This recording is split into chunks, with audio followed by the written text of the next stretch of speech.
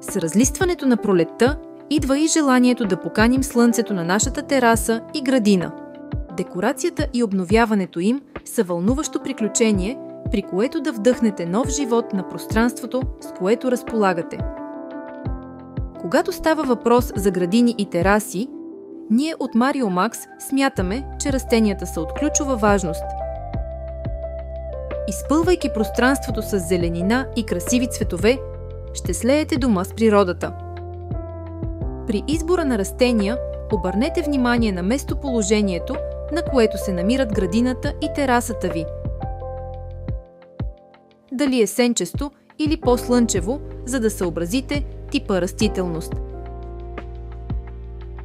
Може да покриете ограда с цветя или да направите стена с селекция от билки близо до маса за хранене. Имате пълна свобода да създадете пространство, което да отразява вашите нужди и естетически виждания. След като сте избрали растенията, е време да помислите за мебелите и аксесоарите. За градина изберете градински мебели, като маси и столове, пейки, шезлонги и хамаци, които ще ви позволят да почивате и да се наслаждавате на природата. Ако имате тераса, изберете мебели, които да придадат уют и комфорт, като дивани, футьойли и люлки. Освен това, с допълнителни аксесоари като възглавници, покривки за масата, килими и декоративни свещници, можете да добавите към характера на пространството.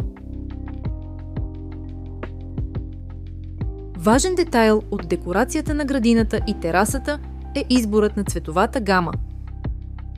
Ние от Марио Макс ви препоръчваме да използвате различни цветове, за да създадете интересен визуален ефект. Може да използвате светли и тъмни цветове за създаване на контрасти, да комбинирате няколко цвята за постигане на интересен ефект или да се придържате към един цвят, за да подчертаете избрания стил. Осветлението представлява бюджетен начин да промените атмосферата в градината или терасата. Използвайте красиви светлини като гирлянди, лампи и фенери, за да придадете уют и романтика. Не забравяйте да се водите от вашите предпочитания и стилът на пространството ви, когато правите своя избор.